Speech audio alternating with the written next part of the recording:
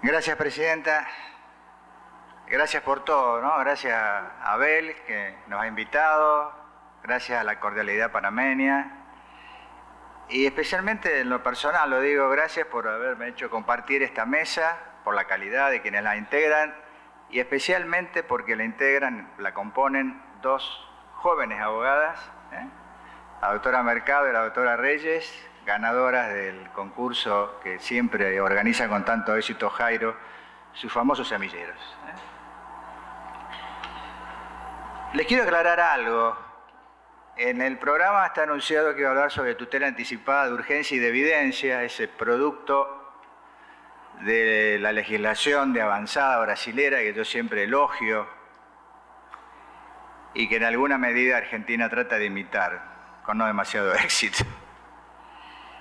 Oportunamente, por una serie de equívocos, de culpa quizás más mía, cambié el tema por indicios y presunciones, sin enterarme de que otros participantes en este evento también iban a hablar. ¿Por qué lo cambié? Lo cambié porque me parecía que era un tema más operativo y porque me da oportunidad para demostrar algo que siempre sostengo, ¿no? Hay que empezar a pensar de modo distinto el derecho procesal que padece quietismo, esclerosis. Hay como de hacer, como decía Jobs, pensar diferente. Lo que voy a señalar, muchas de sus partes se apartan de los cánones, así que son absolutamente libres de compartirlo, de criticarlo, de enjuiciarlo. Inclusive discrepan con algunas de las voces que hemos oído con anterioridad en este mismo evento. ¿Qué es un indicio? Indicio es un hecho comprobado, probado o de público y notorio que indica otro. De ahí viene la palabra indicio, indica otro hecho u otra circunstancia. Pero no es cualquier hecho o circunstancia. Ese hecho o hechos que indican otros hechos y circunstancias, el producto es una presunción judicial. En una palabra, los indicios son la materia prima de las presunciones judiciales, también llamadas hominis. No es otro hecho simplemente, es una presunción judicial, producto de la creación del propio juez, que opera sobre los indicios, infiere y llega a una presunción judicial. Uno de los, campos de batalla en esta materia es si son un medio de prueba, si la prueba de presunciones o indicios, depende de los códigos, son medios de prueba. Muchos creemos que no son medios de prueba, son formas de razonar de los jueces, medios de razonar de los jueces, y por un dato que a veces pasa inadvertido, lo que caracteriza al medio de prueba, a cualquier medio de prueba, es que posibilita el control de las partes mientras se está produciendo. En cambio, la presunción judicial obviamente que no permite eso, permite el control luego, cuando se consigna la sentencia. Pero mientras se está produciendo la presunción judicial, en el cerebro del juez, obviamente es imposible controlarlo. Esto que es opinable, sin embargo, a veces se acepta, como otras cosas en materia procesal, demasiado, la palabra es dura, demasiado alegremente, ¿no? Otra de las circunstancias que se tienen por ciertas es que los indicios, las pruebas de la presunción judicial se forma sobre una pluralidad de indicios, más de uno, dos, tres, cuatro, los que fueren. En realidad, es perfectamente posible que una presunción judicial se genere a través de un solo indicio. Y esto no lo sostengo yo en soledad, lo decía Chiovenda, lo dice también expresamente David Echandía. O sea que, por supuesto, va a ser una presunción judicial de mayor calidad la construida sobre varios indicios, pero no es imposible que un solo indicio genere presunción judicial.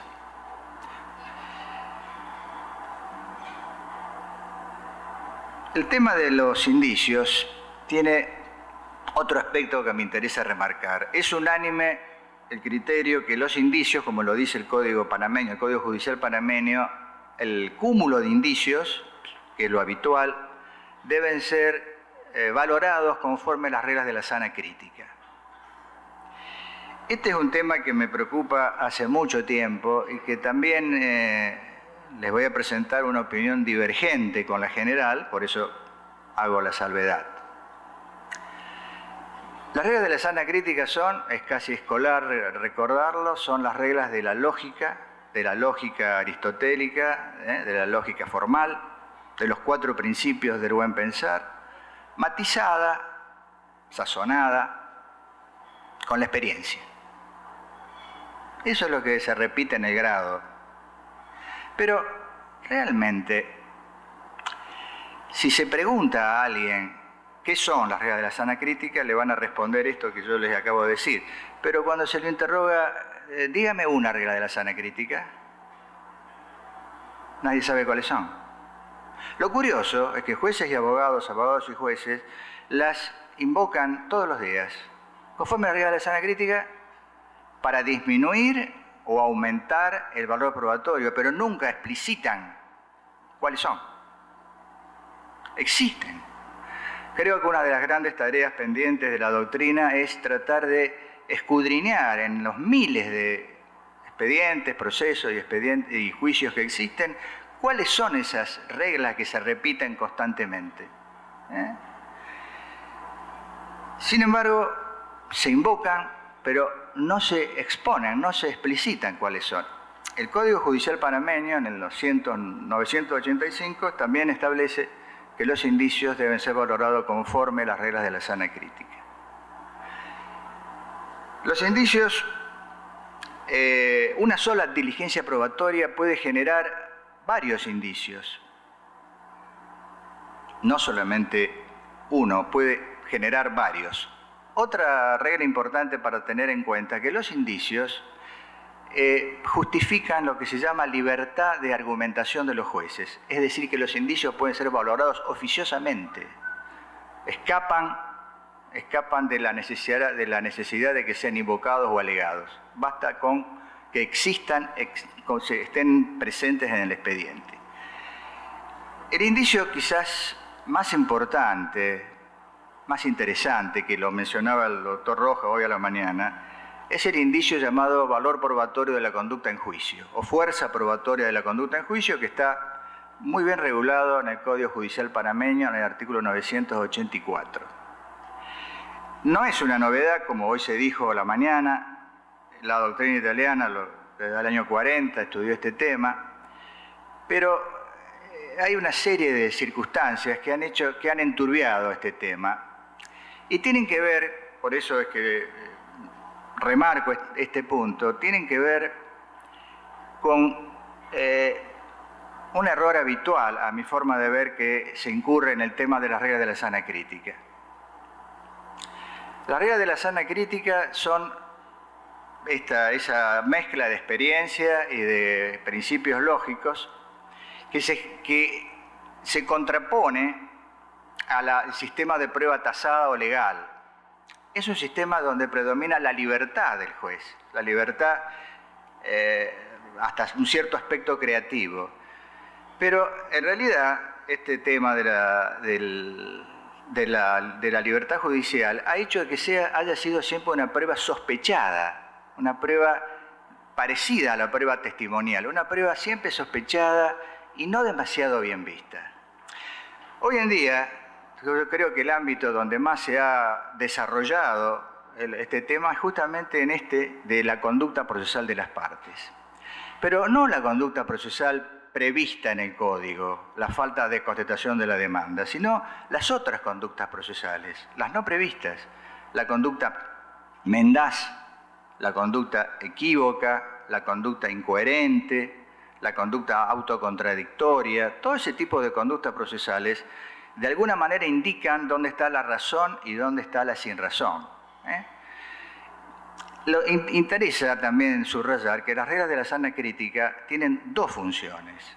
En primer lugar, como hemos visto, se usan para aumentar o disminuir, esto último es lo más habitual, la fuerza probatoria de medios de prueba producidos. Pero además, las reglas de la sana crítica han servido para legitimar nuevas instituciones que escapan a la ortodoxia probatoria. ¿Qué es la ortodoxia probatoria? No se puede en ningún caso aligerar o sobrecargar el onus probandi de las partes. Ni aligerarlo, ni sobrecargarlo. Eso es ortodoxia probatoria. Sin embargo, a través de las reglas de la sana crítica se ha logrado paliar este principio. Y se ha generado una regla de la sana crítica, esta sí existe y se aplica constantemente, es que lo diferente no puede ser valorado igual. No se puede valorar con el mismo rasero lo que es por naturaleza distinto. Este principio de sana crítica real, existente y aplicado constantemente, es lo que ha legitimado varios institutos de derecho probatorio moderno. Varios. Vamos a mencionar 2 o 3.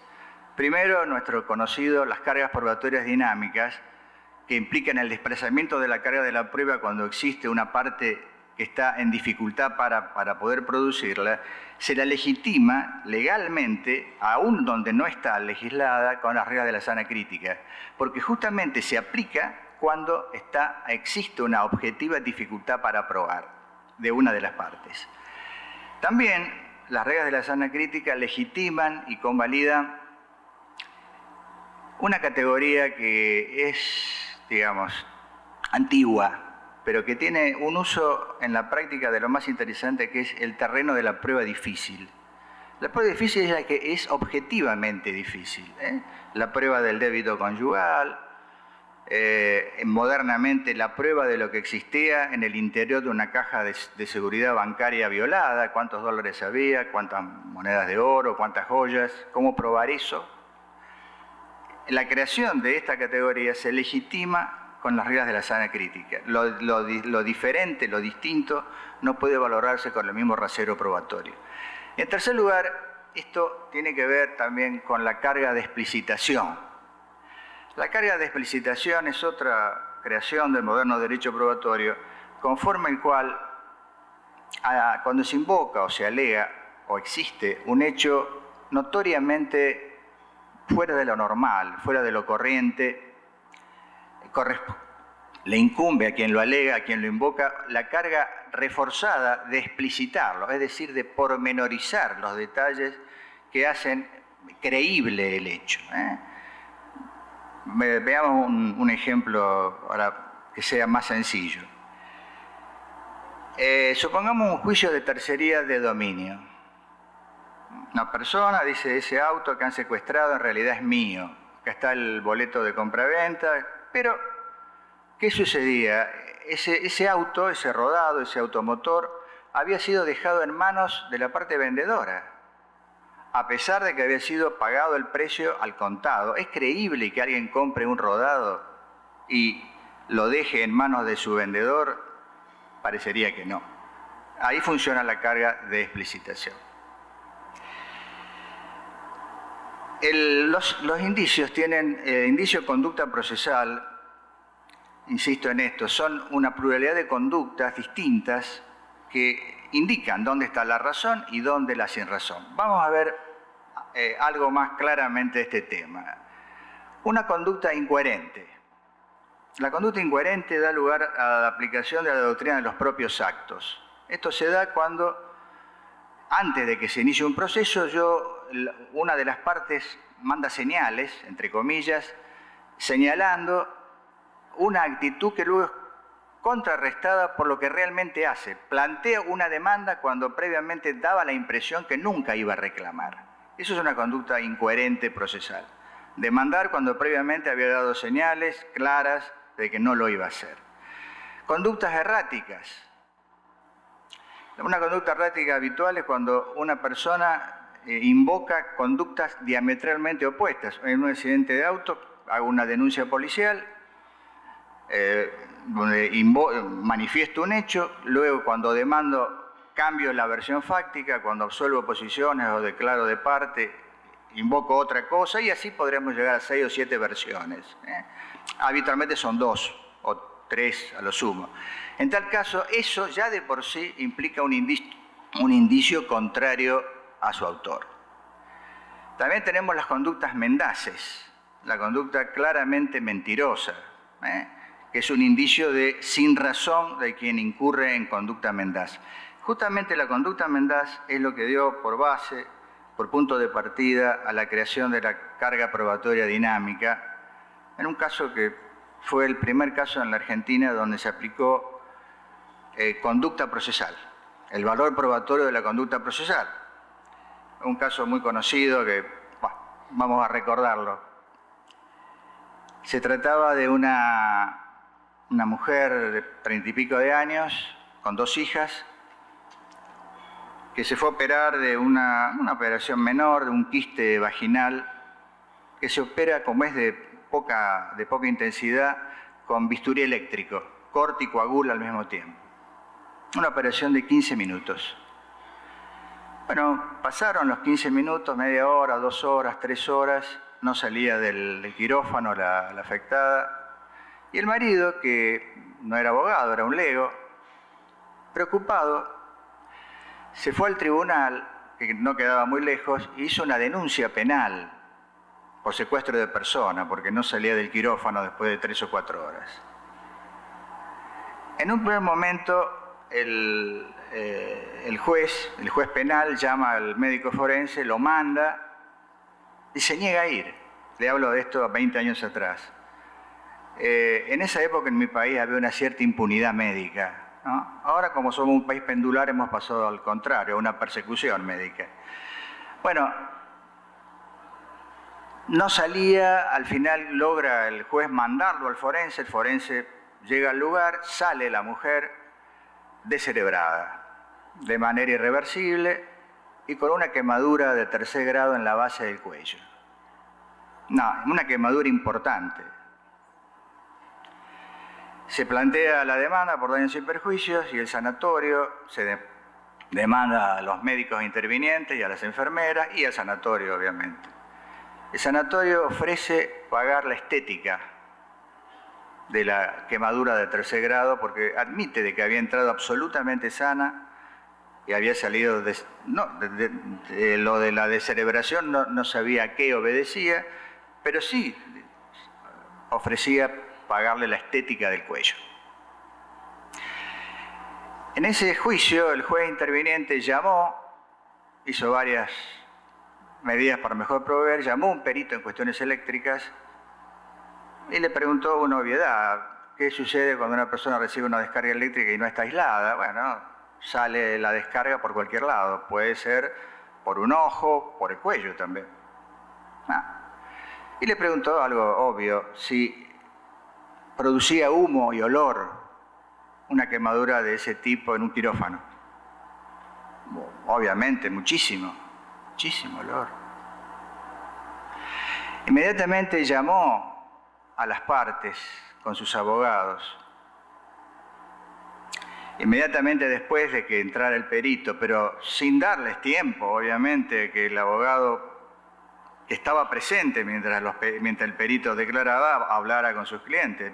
Se tomó de manera inmediata, sometió a los testigos a varias preguntas y por ahí la pregunta central: ¿en algún momento vieron humo? ¿Vieron olor?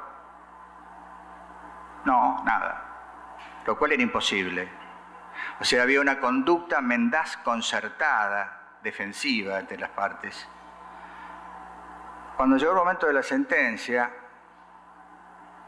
el juez condenó al sanatorio, obviamente, porque no se sabía qué había pasado exactamente, y lo condenó por 2 fuentes de argumentos. En primer lugar, por la conducta procesal mendaz, aplicando doctrina italiana, no había códigos, y aplicando y diciendo que se trataba de un indicio, obviamente, por más que el código que este juez aplicó no preveía la fuerza probatoria de la conducta en juicio taxativamente. Y en segundo lugar, y ahí empezó la carga probatoria dinámica, porque era mucho más sencillo a las partes físicas, a los médicos, a las enfermeras, demostrar qué era lo que había pasado en el recinto del quirófano y no a la víctima que estaba inconsciente y a los parientes que estaban en el exterior.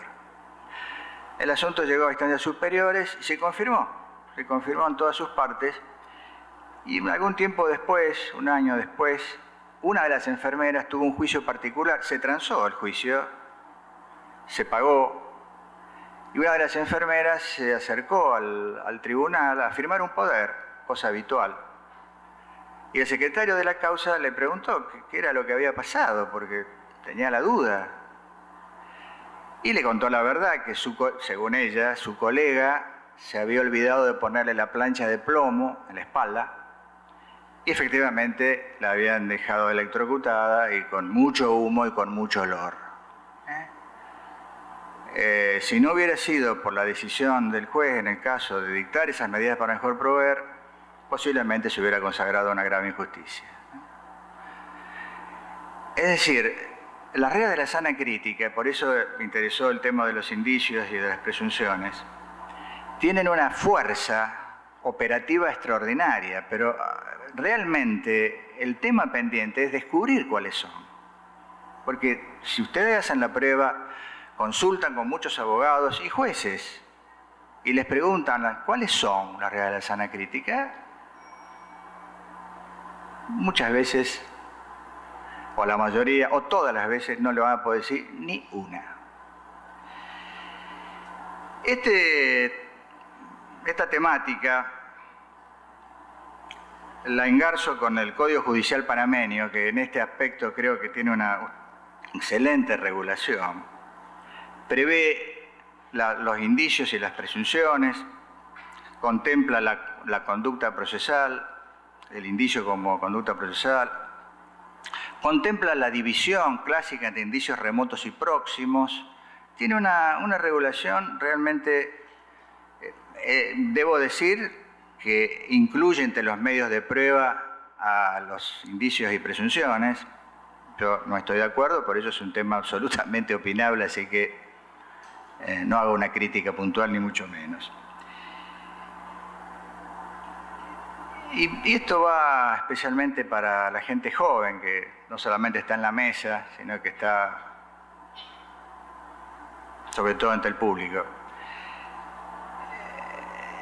Los abogados y los jueces y los abogados hagan doctrina, estén en la justicia, sean investigadores, como acá mis amigos Daniel y Álvaro. Tenemos una desgracia común. Somos mentalidades demasiado estructuradas. Estamos acostumbrados a pensar en serie, a ser repetitivos, a no apartarnos de lo que dice la mayoría, a tratar de no ir contra la corriente.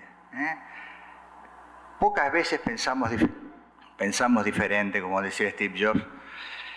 Hay una poesía que siempre recuerdo de una poetisa suizo-argentina, Alfonsina Storni, que pinta de modo indirecto muy bien esa mentalidad estructurada, repetitiva, de alguna manera dócil.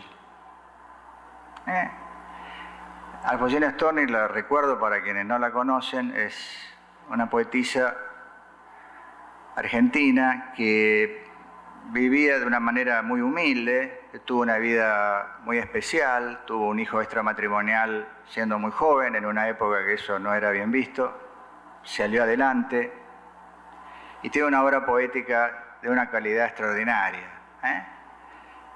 La poesía más o menos dice así: casas cuadradas, cuadradas, cuadradas, ideas en fila y ángulo en la espalda. Yo mismo, Dios mío, he vertido ayer una lágrima cuadrada. Es decir, que señala no solamente la existencia de un pensamiento adocenado, sino lo peligroso de que es contagioso, realmente. Todos tenemos la tentación de acomodarnos a lo que dijo otro, lo que dijo el anterior, y observar como casi un pecado apartarse de lo conocido.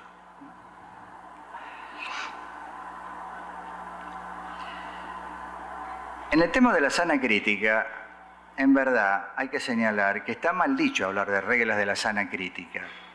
Lo correcto, a mi forma de ver, es hablar de sana crítica.